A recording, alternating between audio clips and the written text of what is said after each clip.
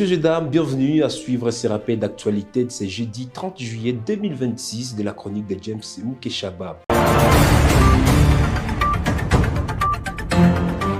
Débutons par ce rappel, par la ville de Bukavu, où plusieurs consommateurs dénoncent les mauvais comportements de certains vendeurs de produits vivriers. Ils expliquent que certains vendeurs du sucre mélangent du sable dans leurs produits, tout en précisant que tous les sucres vendus est presque déjà mélangé avec du sable. Toujours à Bukavu, alors que certaines manifestations se poursuivent dans la ville pour défendre les intérêts politiques, un corps sans vie a été découvert ce mardi 28 juillet sur l'avenue Kibombo, dans la commune du Banda. Le corps a été pris en charge et évacué par les équipes de la Croix-Rouge. Les circonstances du décès ne sont pas encore connues. Direction Goma, où 39 Congolais présentés comme des éléments de FDLR et rapatriés au Rwanda dans le cadre du programme DDRR de la MONUSCO sont rentrés à Goma ce mercredi 29 juillet 2026 après 7 mois passés dans le pays voisin.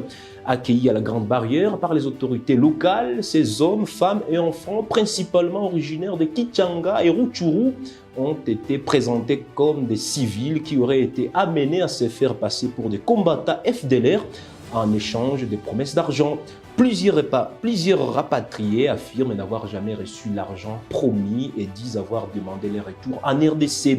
Les autorités locales estiment que cette affaire relance les interrogations sur la mise en œuvre du processus de rapatriement des FDLR et sur la distinction entre civils et combattants.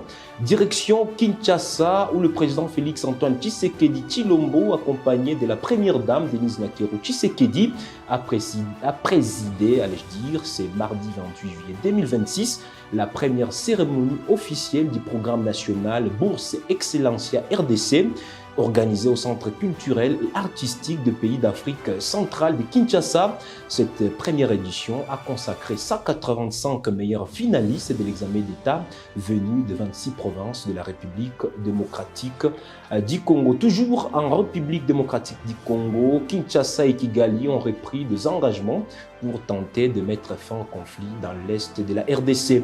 Le Rwanda a promis de retirer ses soldats dans l'est. La RDC a promis également de neutraliser des FDLR, un groupe armé que le Rwanda considère comme une menace pour sa sécurité.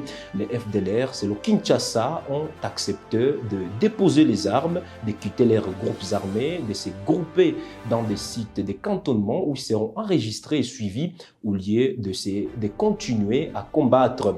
Dans ce même chapitre, les FDLR disent qu'elles sont prêtes à envisager le désarmement, mais seulement si deux conditions sont respectées, notamment elles demandent que les combats soient accueillis, les combattants, allais-je dire, soient accueillis dans des cas où ils seront protégés après avoir déposé les armes, et ils veulent que leurs membres puissent choisir librement de rentrer ou non au Rwanda sans y être contraints. Parlons justice à présent dans ce rappel d'actualité. Après 7 mois de détention à la prison militaire d'Endolo, où il était jugé par le tribunal militaire de garnison de Kinshasa-Gombe pour notamment apologie du terrorisme, Nathanaël Onokomba, transféré à la prison centrale de Makala. Poursuivons par le message de l'Observatoire indépendant des veilles sanitaires qui félicite chaleureusement le prix Nobel Denis Mukwege pour la nouvelle enveloppe architecturale qu'il offre à l'hôpital de Panzi, ainsi que pour l'acquisition d'équipements médicaux de pointe faisant de cette maternité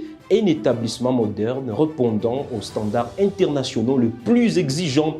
Terminons ce rappel d'actualité par le propos de l'opposant Martin Fayoulou qui dit, je cite, « Nous demandons ce dialogue pour discuter de tous les problèmes qui concernent la République démocratique du Congo, les causes profondes de la crise congolaise et ensemble trouver des solutions adéquates. » Messieurs et dames, c'est la fin de ce rappel d'actualité de la chronique de James Mukeshaba.